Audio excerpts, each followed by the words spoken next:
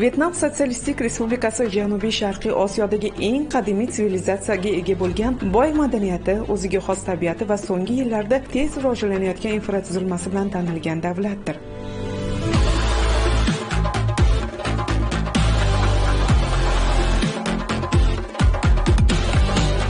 Davlatning rasmiy ma'lumotlariga ko'ra, Vyetnamning umumiy yer maydoni 331.690 km² bo'lib, u shimolda Xitoy, g'arbda Laos va Kambodja, sharqdan esa Janubiy Xitoy dengizi bilan chegaradosh.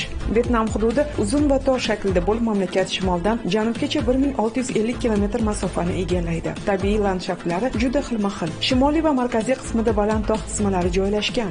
Mamlakatdagi eng baland cho'qqi Fansipan 3147 metr bo'lib, u ko'pincha Indoxinaning tomi deb ataladi. Vyetnamning hayotiy manbai hisoblangan ikki yirik delta mavjud. Qizil daryo deltasi, Hanoy atrofida mamlakatning tarixiy markazi, Mekong deltasi dunyodagi eng unumdor xo'jalik hududlaridan biri. Guruch yetishtirish bo'yicha Vyetnamni dunyoda ikkinchi o'ringa olib chiqqan. Vyetnam iqlimi: shimolda qishlari salqin va quruq, janubda yil bo'yi issiq va nam. Tabiiy boyliklari orasida ohaktosh g'orlari, tropik o'rmonlari va biologik xilma-xilligi yuqori. Vyetnamda dunyo merosiga kiritilgan ko'plab tarixiy va tabiiy hududlar mavjud. Davlat rasmiy ma'lumotlariga ko'ra 58 ta provinsiya, ya'ni viloyat va 5 ta markazga bo'ysunuvchi shaharlarga bo'linadi. Hududlar shimol, markaziy va janubiy zonalarga ajralgan bo'lib, har birining iqtisodiy yo'nalishi o'ziga xos.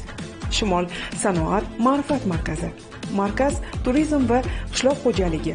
Janub esa transport, logistika va eksport markazi sanaladi. Vyetnamning kadastr tizimi. Vyetnamning hozirgi vaqtgacha amal qilayotgan kadastr tizimi Ministry of Natural Resources and Environment, ya'ni MONRE tomonidan boshqariladi. Hujjatlar yagona markazlashgan elektron platformasi orqali ro'yxatga olinadi. MONRE huzuridagi administratsiya qoidalariga ko'ra, yer egalik hujjatlari yagona Pink Box sertifikat ko'rinishida beriladi. Yer to'liq davlat mulki hisoblanadi. Fuqarolarga foydalanish huquqi beriladi. Kadastr xaritalari GIS va raqamli platformalarga o'tkazilgan. Mamlakat kadastr tizimi yer quyidagi asosiy toifalarga bo'linadi: qishloq xo'jaligi yerlari, o'rmon, sanoat va infratuzilma yerlari, aholi yashash va hududlari hamda maxsus muhofaza etiladigan tabiiy hududlar. Vyetnam tabiiy go'zallik, boy tarixiy meros va zamonaviy taraqqiyot uyg'unlashgan davlatdir. Mamlakatning kadastr tizimi davlat boshqaruvi ostida markazlashgan bo'lib, raqamlashtirish ishlari keng ko'lamda olib borilmoqda.